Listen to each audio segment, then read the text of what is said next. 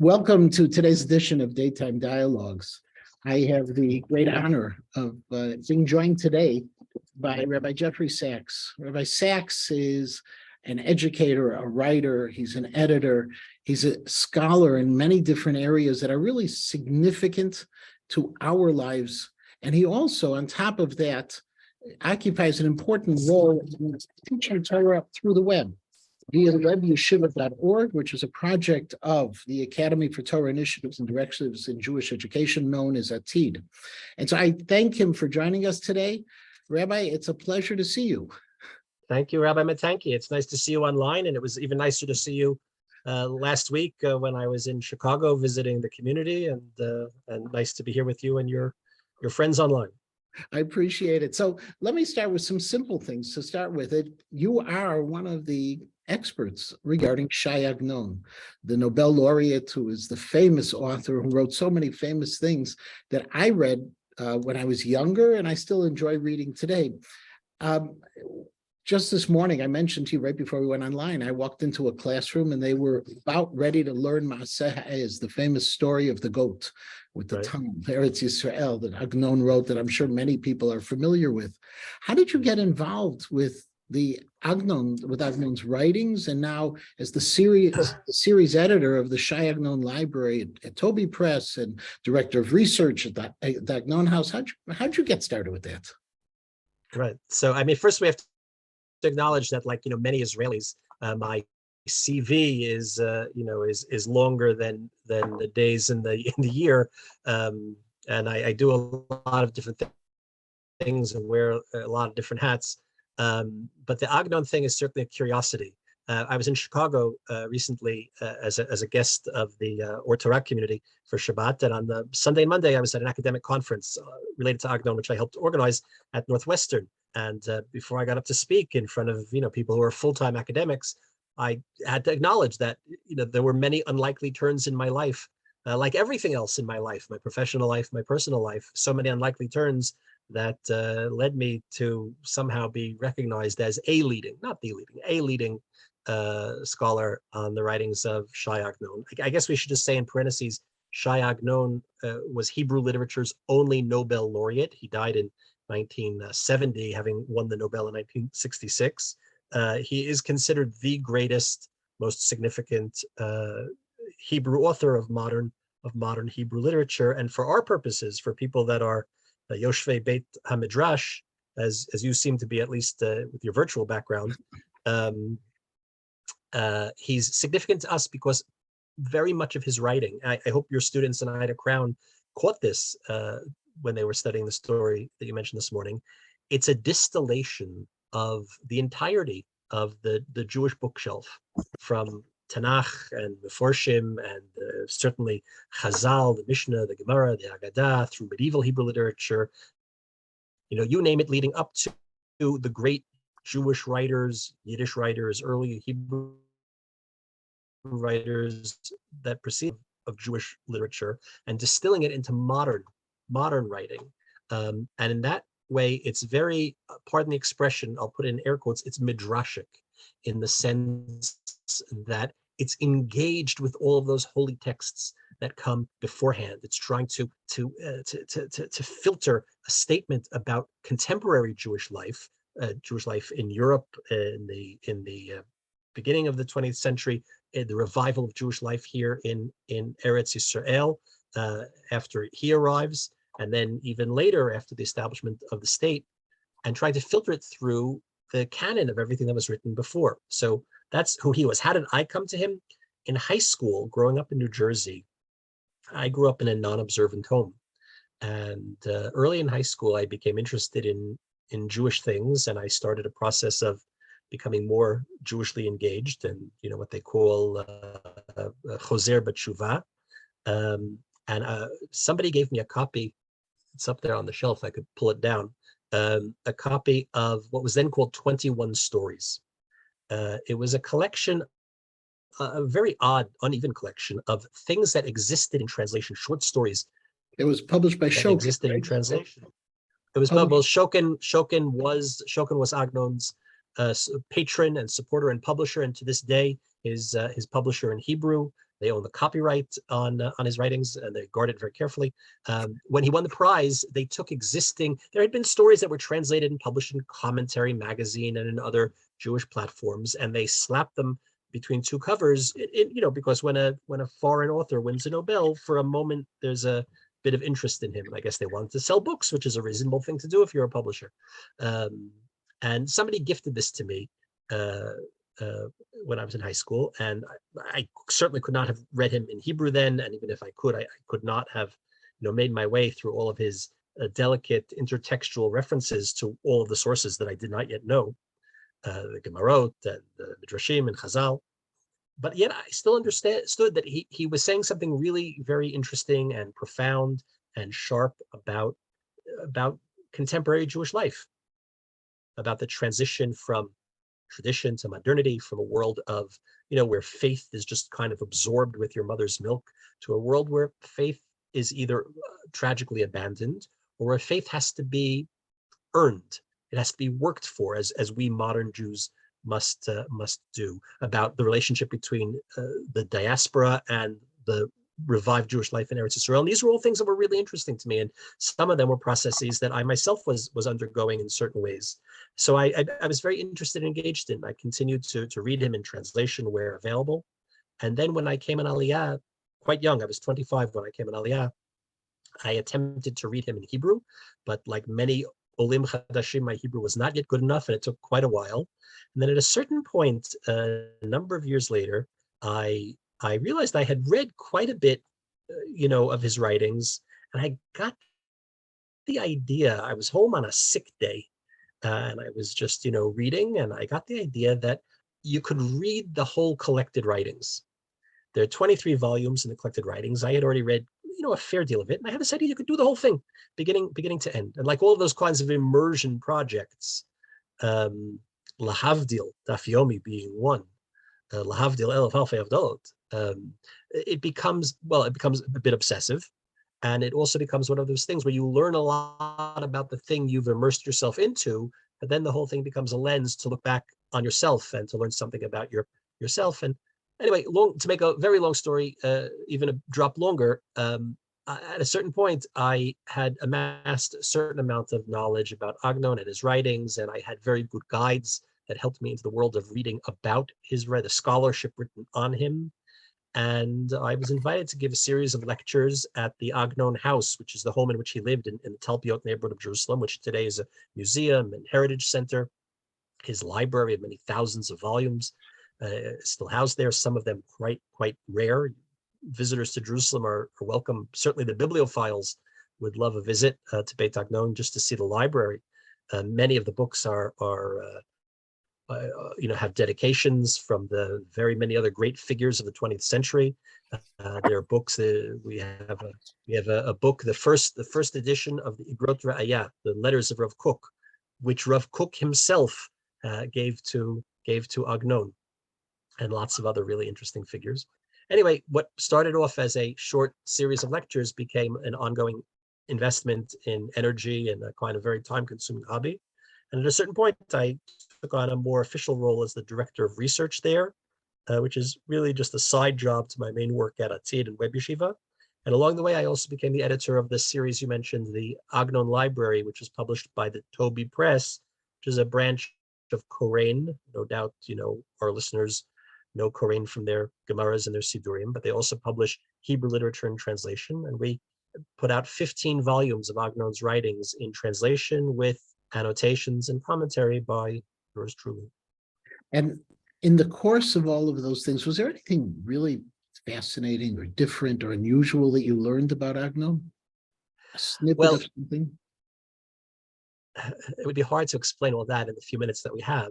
But again, what I mentioned earlier, this kind of fascination that the intertextual, what some critics see as a kind of game of hide and seek, where he's burying sources, sometimes right below the surface, sometimes very, very deep, sending the reader off on some kind of wild goose chase, which is sadly, part of what makes Agnon's writing to many contemporary Israelis something that's a little off-putting, because tragically, so many Israelis are are distanced from the classic sources and bookshelf. I'm often asked by Israelis, with the natural Hebrew chauvinism,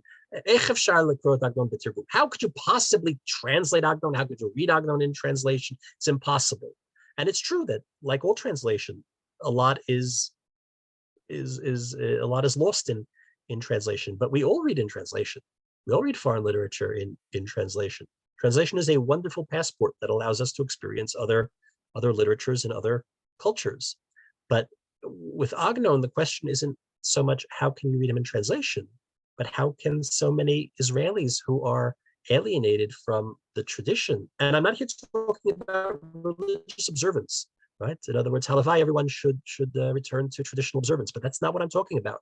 I'm just talking about a lack of knowledge of Jewish tradition, Jewish sources, which one need not be Sabbath observant to have. And once upon a time, there was a significant section of Israeli population who were not traditionally observant, but neither were they Amei Haaretz in the common definition of that term. And they could read and appreciate Agnon and what he was doing. So the question isn't how can you read Agnon in translation? Very many of our listeners, very many of your congregants there, might have trouble reading Agnon in the original Hebrew. That's something they should all work on. But if they read him in translation, at least in a good translation, a lot of the sources would come through, right? A lot of the references would come through even in translation, what sadly many of the Hebrew readers wouldn't. So your students, for example, the story you mentioned called Maseh Ha'ez, in English it's called The Fable of the Goat. It's a very short story. It's about 2.5 pages. And I'm sure many listeners know it, even if they haven't read it. It's the story of this magical passageway between Poland, in the days of old, it's not exactly clear. Let's say it's set in the 19th century. A magical cave, kind of like platform 9 3/4 that can help you, escape this world into a more magical world, or Alice's looking glass, or Dorothy's tornado, that can transport you off to the magical world, the land of Oz, to Wonderland. So for the little Jewish boy in Poland, the Wonderland is the land of Israel. Now, this Agnon didn't need to create a fictionalized magical realm. He had one built in the Jewish imagination. The Jews in Poland, the Jews in the diaspora, the Jews that longed for Eretz Yisrael, but for whom the chances of getting to Eretz Yisrael throughout those bitter years of exile, was almost as impossible as actually getting to Narnia or getting to Oz. He had one already built in, this imagined land of Israel. And when the little boy discovers the magic passageway that can get you there, but the Kfitzat HaDerech, following along through his guide, this special goat, he's playing off of all types of motifs, which your students may, I hope they caught, the Gemara in Shabbat, Daf Lamed Gimel, the story of Shimon Bar Yochai and the cave from which he hides from the Romans. Another kind of magical cave. As Agnon kind of, looks into the classic literature, and he finds ready-made a distinctly Jewish motif, a Talmudic motif, and he modernizes it about a story of the passage to Eretz Yisrael, which then becomes a commentary on what was happening. The story was first published in 1925, when the modern Zionism was really getting going. Yeah. And it becomes a statement about what it means for us now to return to Eretz Yisrael, where we don't need magic caves, where they didn't have El Al yet, but you could just get on a boat and come. I don't want to lose all of the other things, the big things that you're involved in. So I'm going to move away from Agnon for a moment. Sure. We may come back if we have time, but I want to talk a little bit about Web Yeshiva with you, webyeshiva.org.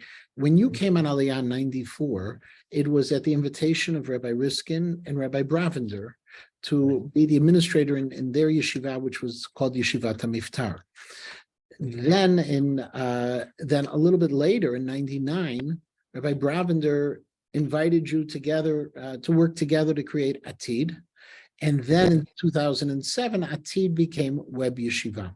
So we have an online yeshiva for students all across the world. It's been around, if my math is right, for about 15, 16 years. No, How many students use Web Yeshiva. And by the way, the URL is Web Yeshiva, YESHIVA.org. How many students are on Web Yeshiva? We have about 9,000 registered students. It's perfectly free. You don't need to give a credit card. You just have to, create a username and a password. And it allows you to access we have about 60 hours a week of live, synchronous, interactive shiurim. I like to say that we invented this before the rest of the world discovered Zoom these last 3 years of COVID.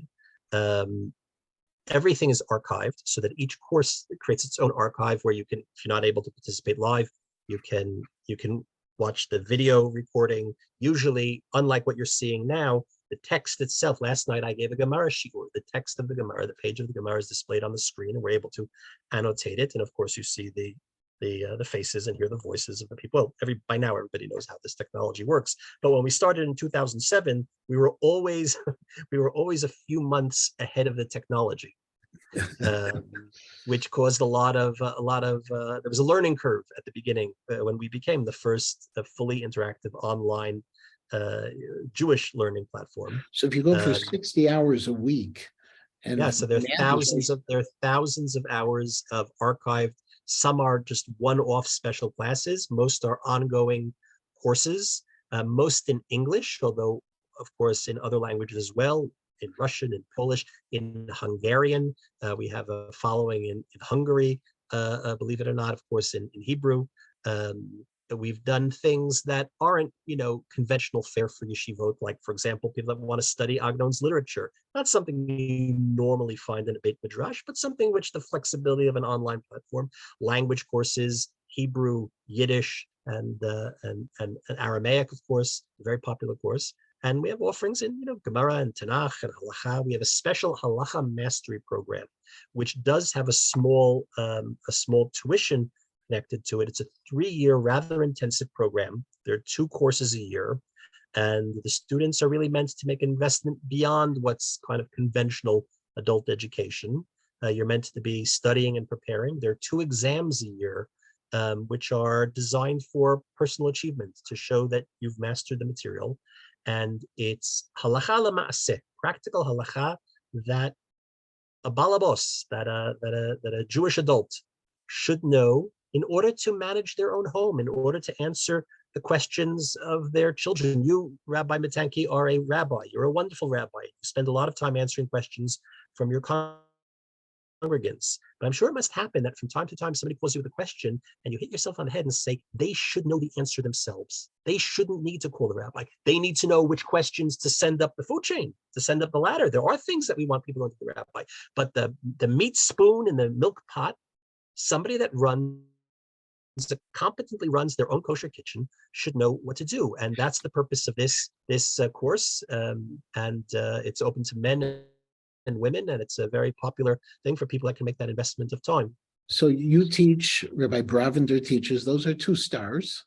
Who else are the teachers at the Web Yeshiva? One of our main teachers, and those of you that remember Yeshivat HaMiftar in the days of old, which was a very important pioneering yeshiva, which Rabbi Bravender started in the 1970s, and sadly is no longer around because I think there's still a need for it, or those that studied at Midrashet Lindenbaum or Bruria in its early day will remember the name Rabbi David Fink, who was this legendary teacher of Halacha. He's one of our main teachers and one of the main figures in that Halacha L'Maaseh program. We have teachers here in Israel. We have teachers from the United States covering different hours, of the time of the day. There's some people that come for special things, and other people who are kind of very set standard, always offering courses and classes. We have a Daf Yomi shiur that's given every day with Rabbi Gidon Rothstein. We have classes in Tanakh by Rabbanit Yafit Clymer, who's a very well-known and respected educator here in Israel, and many others. If you visit the website, webyeshiva.org, you can see the course listings and the faculty and back into the archives. One of the interesting things is because we have archived shiurim, people will sometimes find a class that was given long ago. I gave a course on Rabbi Soloveitchik's Lonely Man of Faith. It's a very, very detailed working through each chapter of the Lonely Man of Faith. But I gave this class like over a dozen years ago. But for some reason, during Corona particularly, it became very popular, and a lot of people registered for it and did it, at their own pace. And I get from time to time emails from students that are taking this course asking me, in episode 4, you said the following. What did you mean by that? I have to go back myself and re-listen to what I taught in order to know what it is that I said. Wow. And then the third area which you are very involved in is one where you and I interface significantly. Where back in Well, that's only because you're at fault here. You're guilty of it. You got me into it. And I take great pride in this fall. It goes back to 2018, but in January 2019, you assumed the role as editor of the journal Tradition, the Journal of Orthodox Jewish Thought, published by the RCA. The very first editor, there's the new edition. Very first one was, first editor was Rabbi Lamb, and a very distinguished series of editors who did it. There was, I think you're the 6th of all of the editors. I'm the 6th editor. Yeah. This is a significant journal in the sense it's one of the key places where scholarship coming from what we'll call the modern Orthodox world, for lack of better terms, and I think Rabbi Lamb even agreed that there was a lack of a better term for it, are able to express themselves in a meaningful fashion, and you've brought it to the next level. It comes out quarterly. When you took on the Tradition role, what do you think were the major opportunities for our community to learn about through Tradition? Well, I like to joke that my task coming on as the editor of Tradition in 2018, 2019 was to bring Tradition into the late 20th century. Scholarly journals, tend to be not always so cutting edge, but in a world where it's not a given that people are still invested in print, and I was really vested in print. There were people that thought, well, just turn it all online. But I really still believe in the value of print for a whole variety of reasons, which we can talk about on another occasion. But like almost every scholarly journal, unlike the Chicago Tribune, if you have a subscription, you expect it to actually show up every day on the door. And if one morning you go out to your doorstep and it's not there, you call the subscription services and complain. Quarterly journals aren't exactly like that. And very many scholarly journals fall behind. It's a quarterly journal. It comes out 3 times a year. If you keep the dating sequential, so in the fall of 2022, you might be putting out your summer 2017 issue because you just keep lagging behind. And I really believe I made a commitment that if we're going to still be relevant in this day and age, if a print journal that arrives on dead tree in your mailbox is still going to be relevant, you actually have to show up on time 4 times a year. So we've been doing that now for the past, going on 3.5 years. We increased the size of each issue. We come out at about 150 or 175 pages, per issue, again, 4 times a year. We've done a few special issues, which have been even larger. Perhaps the most significant one was a memorial volume for Rabbi Lamb, the founder of the journal, and, of course, who was the leading intellectual light in, American modern orthodoxy. The term you mentioned is a charged term. And as a matter of fact, my essay in that volume was about his ambivalence about the term modern orthodoxy, centrist orthodoxy, and what these things mean, and why ultimately those kinds of name games are a little silly and distracting.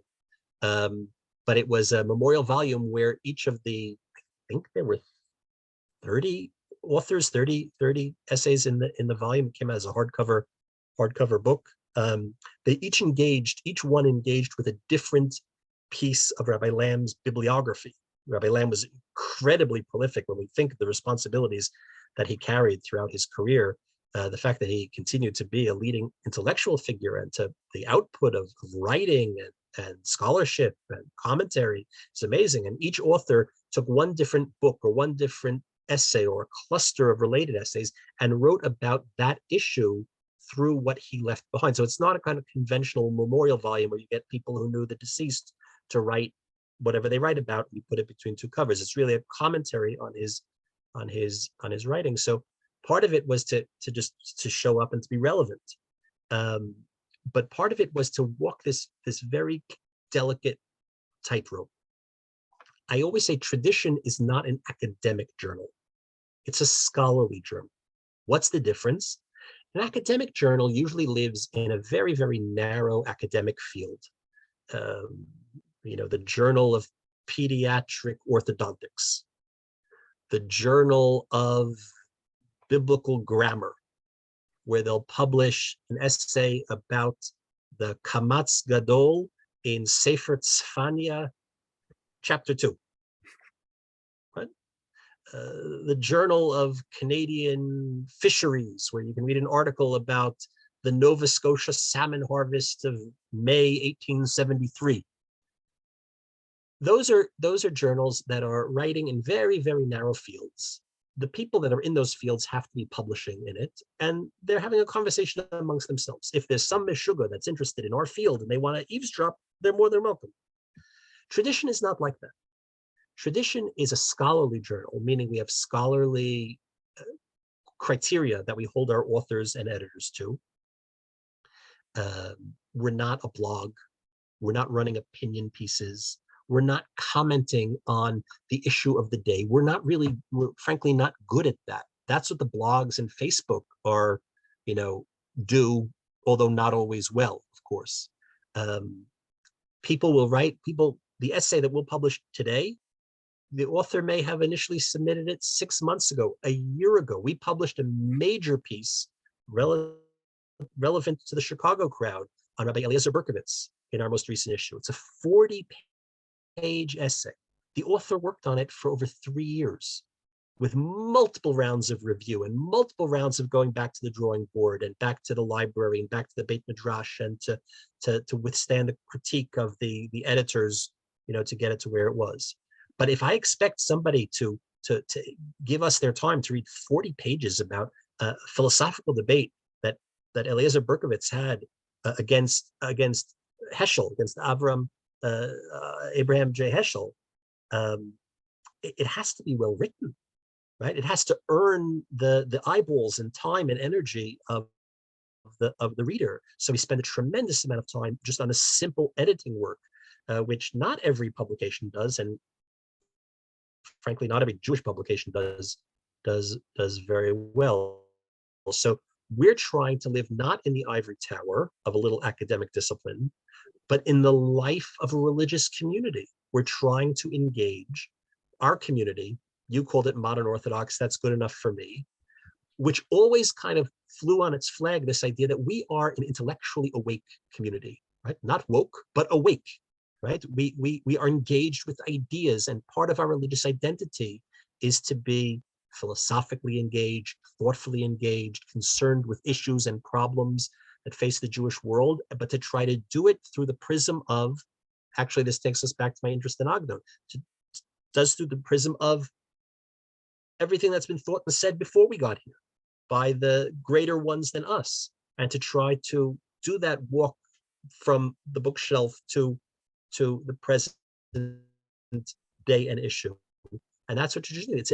It's a tricky job. The tricky job, we sometimes do it better, sometimes we succeed more. But from the fact that people are engaging with the journal, and then on top of that, we publish a tremendous amount of digital material directly online 2 or 3 times a week, material that we don't have space for in the journal, material that can't suffer the delay for print, featuring things, podcasts, and all that other stuff we're doing on traditiononline.org. You can go there both to subscribe to the journal and to see what we're doing, and to sample the archives going back 65 years. Things that have been published. Some of Rabbi Soloveitchik's own most important writings in English, including The Lowly Man of Faith, were published first in the pages of tradition. No, it's fascinating. From Agnon to Web Yeshiva to tradition, you encompass all of these interesting realms: the literary, the common chinuch, Jewish education, Jewish learning, and then the scholarship. And that's really what Rabbi Sachs, you bring to the table for all of us, the opportunity you provide for us. Our time is actually up, and this has been it's been fast, and it's been wonderful to talk to you. And on behalf of everyone, I want to thank you also for all that you do for Klal Yisrael, because your scholarship is something that is shared and enriches all of us. Thank you.